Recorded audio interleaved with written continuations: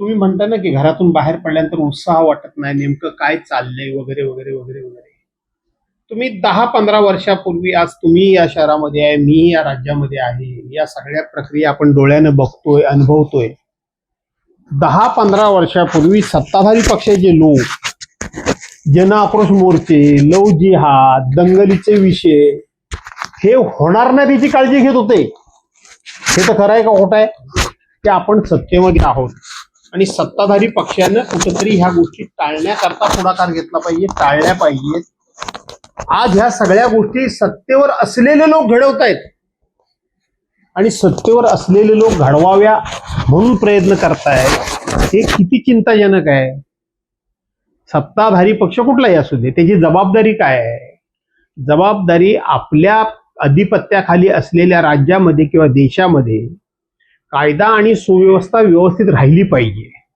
जाती जातीमध्ये, समाजामध्ये, धर्माधर्मामध्ये, व्यक्तिमध्ये सलोखा असला पाहिजे आणि दिवसागणिक डेव्हलपमेंटचा विचार, मुलांच्या शिक्षणाचा विचार, महिलांच्या अब्रू नुकसानीची किंवा महिलांची इज्जत ही राखण्याचं काम आपल्याला करणं जबाबदारी आपली आहे, नैतिक. हे राज्यकर्ते म्हणून बघत होते. आज तेच राज्यकर्ते स्वतःच्या सगळ्या प्रकरणामध्ये पुढाकार घेत आहेत. स्वतः सगळ्या प्रकरणामध्ये. आज महिलांच्यावर अत्याचाराची प्रकरणं किती होत आहेत? हे अशोक खरात प्रकरण, तुम्ही जे आता जे काय सगळं चाललंय, सगळा देश हातरून गेलाय आणि मग कोणाकोणाचा इथं मोठेपणा जे काही गायला जातो. गेले इतकी वर्षे राज्य कोणाचं आहे? 2014 पासून मध्यंतर 2 वर्ष जर कोरोनाचा कालावधी सोडला आणि उद्धव ठाकरेंची जर त्यावेळची कोरोनाच्या कालावधीमध्ये, तेव्हा तर माणसाकडे जाण्याचा प्रश्न उद्भवत नव्हता. जाण्या येण्याचे रस्तेच बंद होते. माणसांना एकत्रितपणे बसण्यापासून सगळं बंधन होतं. कोणाची राजवट आहे राज्यामध्ये? कोणाची आहे? या सगळ्या गोष्टीला जबाबदार कोण जबाबदार? शाळेमध्ये अक्षय शिंदे प्रकरण झालं मध्यंतरी, त्या मुलींच्या छेडछाडीच्या बाबतीत, आणि त्या अक्षय शिंदेला कोर्टामध्ये नेताना तो हातामध्ये बेड्या घातलेला आरोपी त्या PSIच्या किंवा त्या PIच्या कमरेचं पिस्तूल काढतोय म्हणून त्याला गोळ्या घातल्या. त्याच्याबद्दल सहानुभूती नाही. पण का तुम्ही कायद्यात किंवा तो पुरावेच नष्ट केले तर प्रयत्न का केला? त्याला कोर्टाने शिक्षा दिली असती. त्याला कोर्टाने शिक्षा द्यावी म्हणून तुम्ही काही जे कागदपत्र, पुरावे गोळा करायला पाहिजे होते ते करायला पाहिजे होते. ते का नाही केलेत? आणि हे सगळं प्रकरण झाल्यानंतर तुम्ही जो आव आणता की ह्याला सोडणार नाही, त्याला सोडणार नाही, ह्याला शिक्षा दिल्याशिवाय गप्प बसणार नाही, पाताळात कोण लपला तरी आम्ही शोधून काढू, अशा पद्धतीच्या राणा भीमदेवी थाटामध्ये आजचे राज्यकर्ते घोषणा करतात आणि आम्ही त्यांचा डंका पिटवतो आणि आम्ही त्यांचं कौतुक करतो. अरे त्यांच्याच राजवटीमध्ये ह्या गोष्टी घडल्यात ना, त्यांच्याच राजवटीमध्ये हे गोष्टी घडतायत ना. हे तुमचं फेल्युअर नाही? तुमची नैतिक जबाबदारी नाही? हे आमच्या कारकिर्दीत ह्या गोष्टी घडल्याने आमच्यापासून लपून राहिले, तुम्ही म्हणता त्या पद्धतीने लपून राहिले. याचा अर्थ काय? याचा अर्थ पूर्णपणे राजकारणातले हे सत्ताधारी लोक आहेत, हे पूर्णपणे अपयशी आहेत आणि बहुसंख्य लोक यांच्या बरोबरचेच आहेत.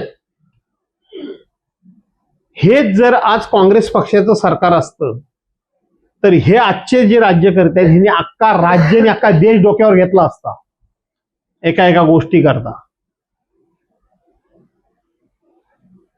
पण आजकाल बोलायचं कोणी आणि बोललं तर ते लोकांच्या बरोबर पोचवायचं कोणी, लोकांच्या समोर पोचवायचं कोणी? कोण पोचवतोय? कोण पोचवायला तयार आहे? कोणी पोचवायला तयार नाही. मध्यंतरीची एक महत्वाची बातमी कुठली तरी एक सांगितली, लिंक लागली की सांगेन. एकाही प्रिंट मीडियानं, कुठल्या तरी छोट्या मोठ्या ह्यांनी दाखवली, पण एकाही प्रिंट मीडियानं ती छापली नाही. इलेक्ट्रॉनिक मीडियाचे काही ठराविक चॅनल ठराविक मर्यादेपर्यंत दाखवतात. चॅनल आता कोणाचे झालेत? सगळे छोटे मोठे चॅनल सोडले किंवा युट्यूबर सोडले तर बाकी सगळे मेनस्ट्रीमचे जे चॅनल आहेत ते कोणाचे झालेत? त्यामुळे हे नैराश्य येणं स्वाभाविकच आहे, हे आलेलंच आहे. त्याच्यावर विरोधी पक्ष म्हणून विरोधी पक्षाची भूमिका. येस, महत्वाचा मुद्दा तुम्ही विचारला. काय म्हणाले होते देवेंद्र फडणवीस एकदा, की मी ज्या वेळेला विरोधी पक्षात असतो तेव्हा फार डेंजर असतो, असं बोलले होते सभागृहात. आज माझं आव्हान आहे, आज अध्यक्षांना, विधानसभा अध्यक्षांना आव्हान आहे आणि या विद्यमान सरकारला माझं आव्हान आहे की काँग्रेसच्या काळामध्ये तुम्हाला जसं बोलू दिलं जात होतं, तुम्हाला जशी भूमिका मांडून दिली जात होती, तशी आम्ही संख्येनं कमी असू दे, मी संख्येचं कारण सांगणार नाही, संख्या बळाचं कारण सांगणार नाही, त्याचं रडगाणं गाणार नाही, पण ज्या पद्धतीनं तुम्हाला बोलायला मिळत होतं तसं आम्हाला फक्त बोलायला मिळू देत सभागृहामध्ये. अख्खा महाराष्ट्र हादरवून सोडू आम्ही. आज एक खराचं प्रकरण, आमचं 1.5 महिना अधिवेशन चाललं, काय लोक म्हणतात की तुम्ही हे प्रकरण उपस्थित करण्यामध्ये कमी पडलात. बरोबर आहे, आम्हाला संधी दिली काय? अध्यक्षांनी माझ्यासारख्या माणसाचा 1 मिनिट सुद्धा, जो सगळ्यात विरोधी पक्षातला मोठा सदस्याचा प्रमुख मी आहे पक्षाचा, 36 सेकंद फक्त मी माझा मुद्दा मांडला. ही काय पद्धत आहे? ही काय पद्धत आहे का? अध्यक्ष जे वावरतात ते त्यांना वाटतं मी म्हणजे सरकार, मी म्हणजे सरकार. काही बोललं तरी सरकारवर बोललं की लगेच त्यांच्या अंगाला इंगळ्यात असतात. काय करणार? कशी आम्ही आमची बाजू विरोधी पक्ष म्हणून कशी मांडणार? मीडिया पूर्णपणे या ठिकाणी तुम्ही बघताय गोदी मीडिया झालेला आहे. विधिमंडळाच्या फ्लोअरवर आमचे अधिकार जे घटनात्मक आहेत तिथं आम्हाला आमची बाजू मांडता येत नाही. आज पब्लिकमध्ये जायचं म्हटलं तरी सुद्धा मर्यादा पडतात. कशी बाजू आम्ही आमची मांडणार? आम्ही सत्ताधारी पक्ष मजबूत आहे, संख्येनं मोठा आहे म्हणून आम्ही घाबरत नाही. माझ्यासारखा माणूस तर घाबरणारच नाही. आणि बाजू मांडायला लागला तर अख्ख्या महाराष्ट्राचं लक्ष वेधून घेण्याची क्षमता पण आमच्यामध्ये आहे. पण सांगितलं तसं बाजू मांडू द्यायला तयार नाही अध्यक्ष. अध्यक्षांना निवेदन करा म्हणून घसा फोडावा लागला आम्हाला की सरकारला निवेदन करू द्या. हे जे काय निवेदन करायचं ते परवा असे बोलले तसे, मग शेवटी मुख्यमंत्री म्हणाले मी उद्या निवेदन करतो. अध्यक्ष ज्या पद्धतीनं वागतायत, ज्या पद्धतीनं कामकाज चालवतायत, तुम्ही जुन्या जाणत्या पत्रकारांना विचारून बघा की ज्यांनी वर्षानुवर्ष विधिमंडळाच्या अधिवेशनाचं कामकाज कव्हर केलेलं आहे ते असे तळमळतात, अरे काय हा अध्यक्ष.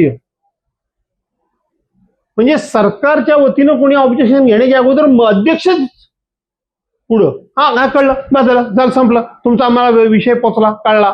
अरे तुम्ही अंतर्ज्ञानी आहात, आम्हाला माहिती आहे तुम्ही फार मोठे अंतर्ज्ञानी आहात, पण ही पद्धत नाही ना, ही पद्धत नाही. त्यामुळे विरोधी पक्ष काय करणार? विरोधी पक्ष हा शिल्लक ठेवायचाच नाही असं केंद्रापासून राज्यापर्यंतच्या जे सत्ताधारी आहेत त्यांची भूमिका आहे. त्यामुळे विरोधी पक्ष ठेवायचा नाही याचा अर्थ काय, ते विरोधी पक्षाचा आवाजच बंद करायचा. मुद्दे मांडतो आम्ही, मुद्दे आक्रमकपणे मांडावे लागतात, मांडतो आम्ही, मांडत नाही अशातला भाग नाही. परंतु ज्या प्रकारे ज्या प्रमाणात हे मुद्दे मांडले पाहिजेत, एकदा मुद्दा मांडल्यानंतर तो मुद्दा पुन्हा पुन्हा पुन्हा पुन्हा लावून धरला पाहिजे. सरकारची भूमिका स्पष्ट होईपर्यंत सरकार बाहेर भूमिका वाटेल ते करेल, पण विधिमंडळाच्या फ्लोअरवर सरकार होय नाही म्हणताना 4-4 वेळा विचार करतं. कारण विधिमंडळाच्या फ्लोअरवर होय नाही या उत्तराला अनन्यसाधारण महत्व आहे. होय किंवा नाही याची अंमलबजावणी झाली नाही तर जो कोणी मंत्री ही उत्तर देईल त्याच्यावर आम्ही हक्कभंग मांडू शकतो आणि त्याची खूप जबर शिक्षा, किंमत ही त्या मंत्र्याला मोजावी लागते. शिक्षा म्हणण्याच्या किंमत मोजावी लागते. त्यामुळं तो मुद्दा मांडला, पण त्याला आम्ही न्याय किती मिळवून दिला? आता हे अशोक खरात प्रकरण, वास्तविक इतके दिवस अधिवेशन चाललं, त्या अधिवेशनामध्ये मी जाहीर आरोप केला होता, आता पुन्हा एकदा करतो की ही SIT वगैरे अशोक खरात प्रकरण बाहेर येण्यापूर्वीच नेमून झालेली होती. हे जे काय मागणं राज्यकर्त्यांनी घोषणा केली की आम्ही आता SIT नेमली आहे वगैरे वगैरे, असं काय नाही आहे प्रकरण. ते हे अशोक खरात प्रकरणाची SIT अगोदरच नेमली गेली होती. मग हे प्रकरण दडपलं का जात होतं? हे प्रकरण बाहेर काय येत नव्हतं, हे यायला होतं ना अगोदर, वेळीच यायला पाहिजे होतं. सरकारने ह्या विषयामध्ये स्वतःहून निवेदन करायला पाहिजे होतं की असं असं असं असं राज्यामध्ये घडलेलं आहे आणि त्या अनुषंगानं आम्ही अशी SIT नेमलेली आहे. जसा तपास पुढे जाईल तशी माहिती सभागृहाला देणं आम्ही बंधनकारक आहे आणि सभागृहाला ती माहिती मिळवून घेण्याचा हक्क आहे. सभागृहामध्ये ती आम्ही माहिती सादर करू. तुम्हाला आठवतं काय बघा, परवाच्या अर्थसंकल्पीय अधिवेशनमध्ये अशोक खराते प्रकरण पुढे आलं. त्याच्या अगोदरच्या हिवाळी अधिवेशनमध्ये हिवाळी अधिवेशनमध्ये नाशिकमध्ये एका हॉटेलमध्ये सत्ताधारी पक्षाचे लोक, एक त्या हॉटेलचा मालक त्यांना वेगवेगळ्या प्रकारच्या महिला पुरवत होता आणि त्याच्यामध्ये टॉपचे सगळे सरकारी अधिकारी आणि सत्ताधारी पक्षाचे लोक किंवा विरोधी पक्षाचे असतील हे प्रकरण होतं. हा विषय चर्चेला त्या अधिवेशनमध्ये आला होता. सरकारच्या वतीनं खुलेआमपणे चौकशी होण्याच्या अगोदरच तुम्ही जेव्हा असं स्टेटमेंट करता की याच्यामध्ये काहीही तथ्य नाही, तपास यंत्रणा पूर्णपणे लूज होते. तपास यंत्रणेमध्ये मेसेज जातो की सरकारला ह्या बाबतीत काही इंटरेस्ट नाही, किंबहुना जे कोणी आहेत त्याला पाठीशी घालणं हीच सरकारची भावना दिसते. त्यामुळं तपास यंत्रणा पूर्णपणे भरकटते. मी तुम्हाला आज सांगू का, आपल्या राज्यातलं गृह खातं हे गेले 5-10 वर्ष पूर्णपणे सगळ्या आघाडीवर, हे 5-7 वर्ष पूर्णपणे फेल आहे. टोटल फेल्युअर आहे. ही सगळी प्रकरणं बाहेर आल्यानंतर आम्ही ही SIT नेमली, ती SIT नेमली, 10 पथकं नेमली, 12 पथकं नेमली. काय झालं त्या संतोष देशमुख बीडमधल्या हत्या प्रकरणामध्ये? 10 आम्ही पथकं नेमली, 15 पथकं नेमली, इकडे चौकशी चालू आहे, तिकडे चौकशी चालू आहे, माहिती आहे ना. आणि तो कराड वाल्मिक कराडच ना, तो वाल्मिक कराड स्वतः पुण्यामध्ये सीबीआयच्या ऑफिसमध्ये का त्या ह्याच्या ऑफिसमध्ये गेला, बरोबर आहे ना. तो स्वतःहून गेला. ते बघितलं ना ते प्रकरण तुम्ही. दुसरी गोष्ट, तो अमरावतीचा छत्रपती शिवाजी महाराजांबद्दल अपशब्द वापरलेला माणूस, त्याला पकडायचा होता.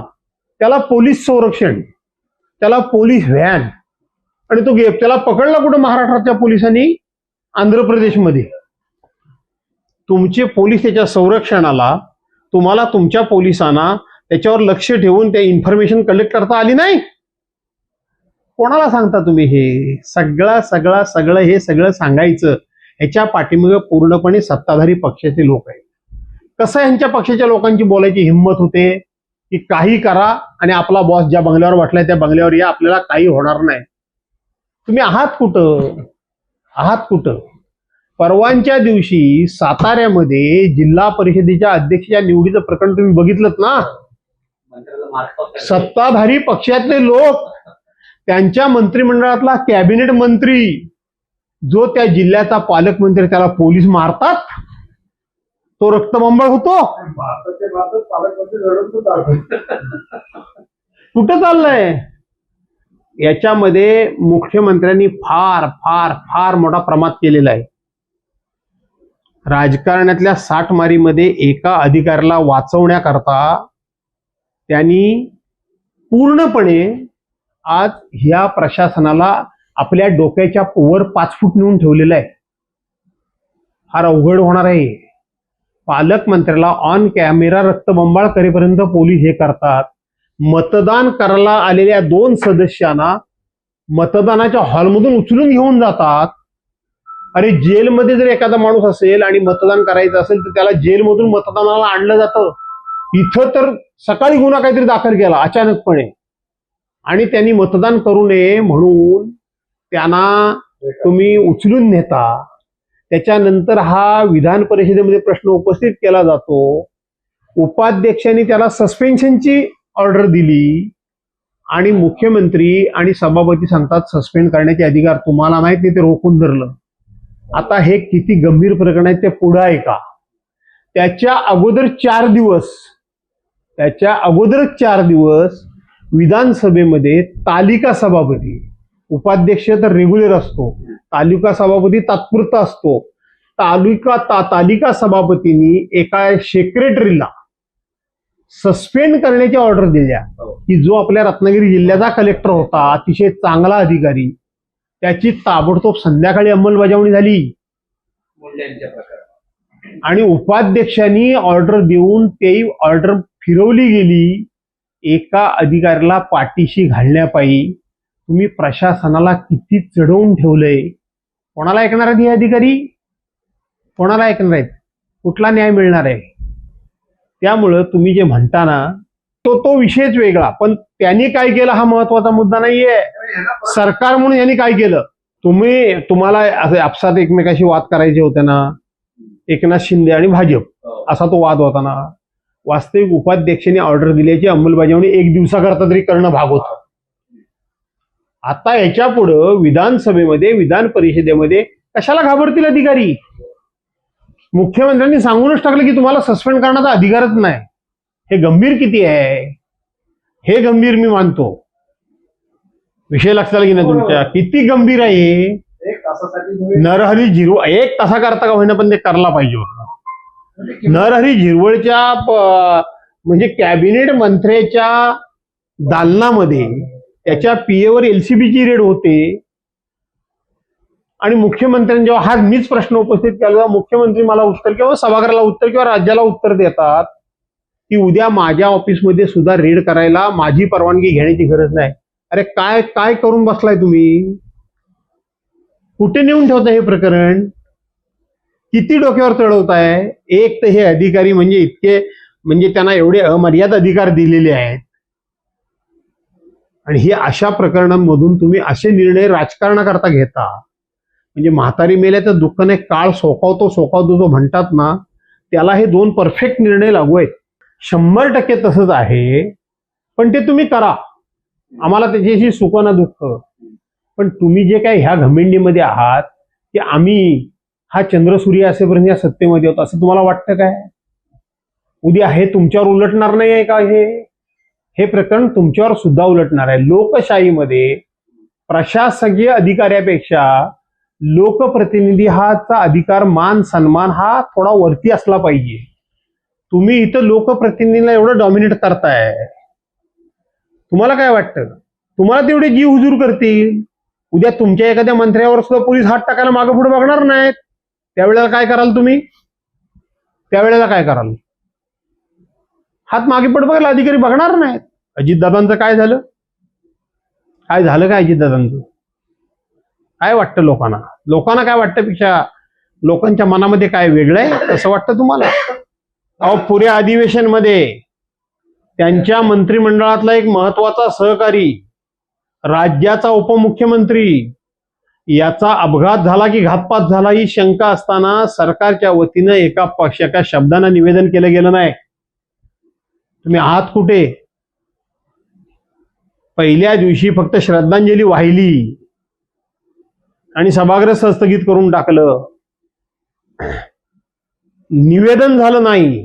ते शेवटच्या आठवड्यामध्ये जेव्हा विरोधी पक्षाच्या वतीनं आग्रह धरला गेला त्यावेळेला फक्त आणि फक्त ते निवेदन शेवटच्या दिवशी केलं गेलं. तुम्ही आहात कुठे.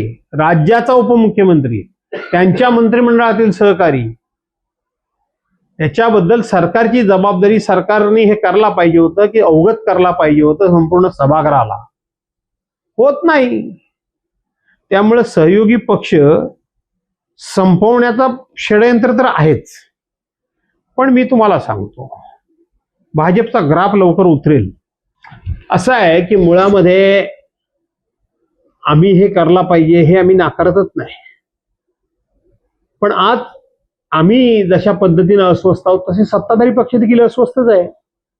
हे जन्म आक्रोश आरच्या मोर्चे, हिंदू खतरे में है, लव जिहाद, कॉर्पोरेट जिहाद, आणखीन काय काय कुठला जिहाद, सरकारच्या वतीने हे आंदोलन होत आहेत ना. याचा अर्थ विद्यमान सरकारच्या विरोधात सत्ताधारी पक्षातील लोक आहेत, त्यांच्यामध्ये देखील अस्वस्थता आहे. त्यांना देखील पश्चाताप होतोय की आम्ही आमचं सरकार आणलेलं पण सरकार आमच्या उपयोगाचं नाही. तुम्ही म्हणता ती गोष्ट खरी आहे. मी वारंवार मीडियासमोर जात नाही, पण मी कोणाची कोणाबरोबर तुलना करत नाही.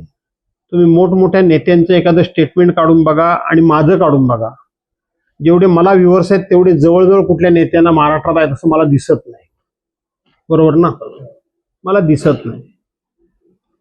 मी व्यक्तिगत कधी कोणावर फार टीका टिप्पणी करत नाही, ही गोष्ट खरी आहे. पण सभागृहामध्ये आज जे काही चाललंय सभागृहामध्ये तुम्हाला सांगतो इतकं गंभीर आहे.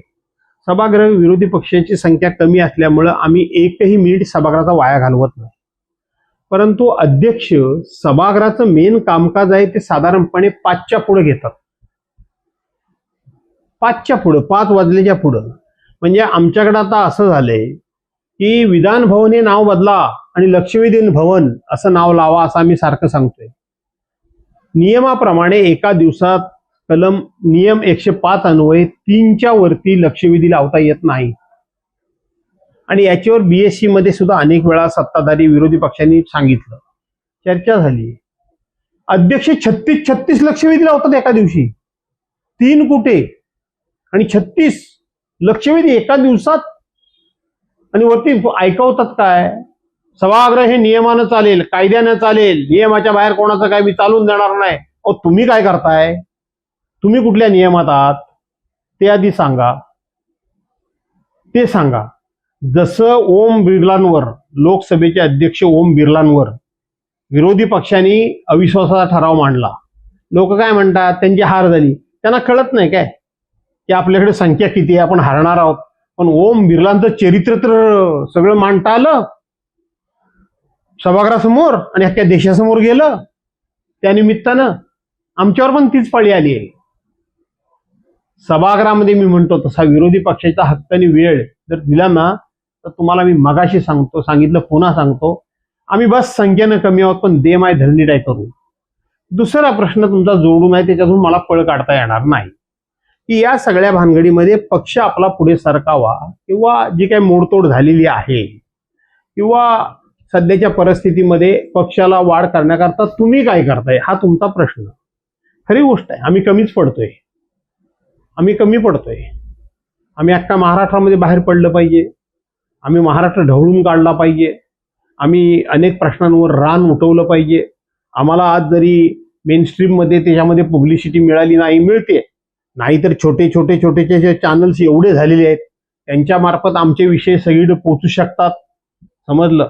त्यामुळं आम्ही हे काय करायला पाहिजे, लवकर सुरुवात करणार आहोत आम्ही. असं आहे की काल जी 3 विधेयकं मांडली गेली खास अधिवेशन घेऊन, काय असं काय घडलं होतं.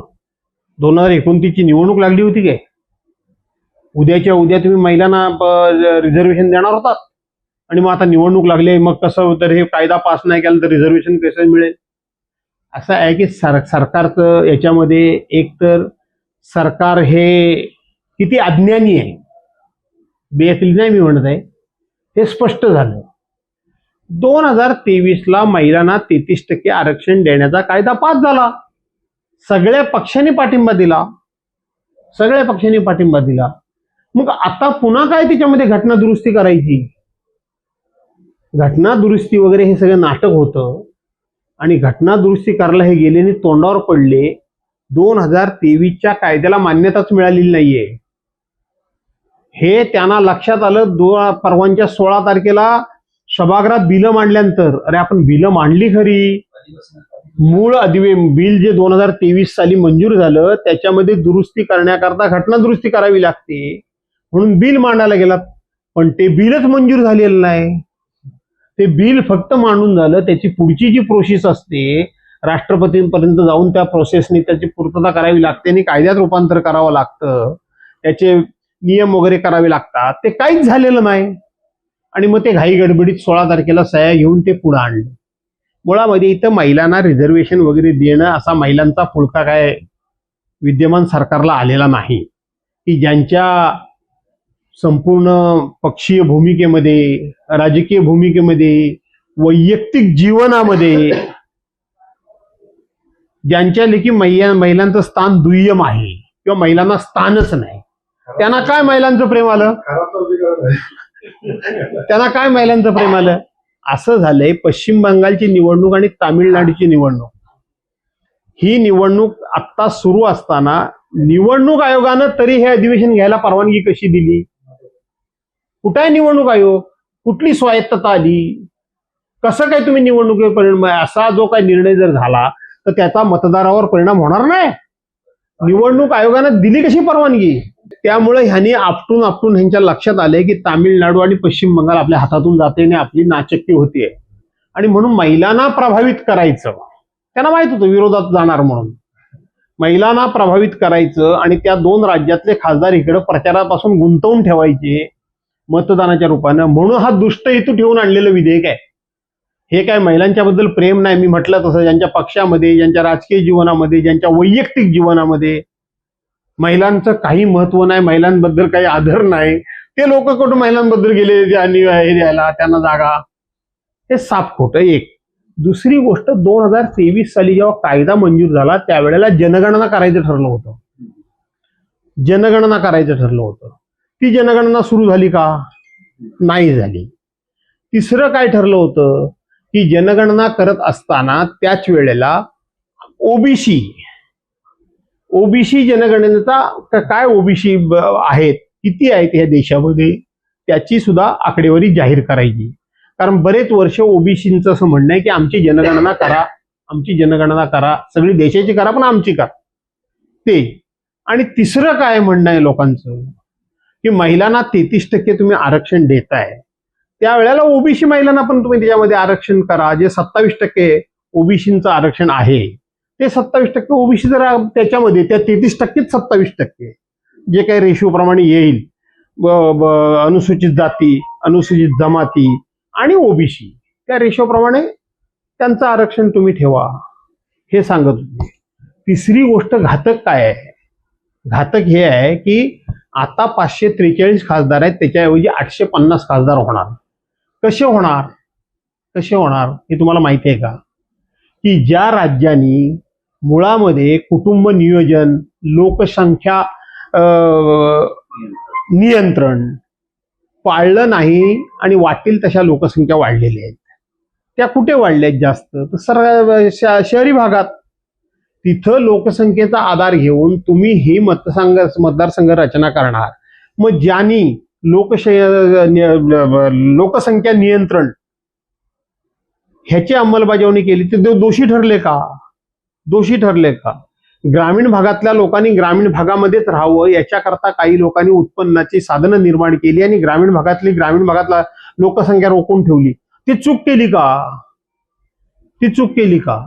आणि म्हणून नुसती लोकसंख्या हा क्रायटेरिया न लावता, तो जर क्रायटेरिया लावला तर भाजपा गेले 50 वर्ष प्रयत्न करून त्यांना दक्षिण भारतात काही यश येत नाहीये. आता पहिल्यांदा बिजू पटनाईक यांचं सरकार ओडिसामधलं त्यांना मिळालं, याच्यापेक्षा त्यांना फार काही मिळालेलं नाही. ते राज्य, त्या राज्यांमधली असलेली आताची जी काही लोकप्रतिनिधी सदस्य संख्या ती फार कमी होऊन जाईल.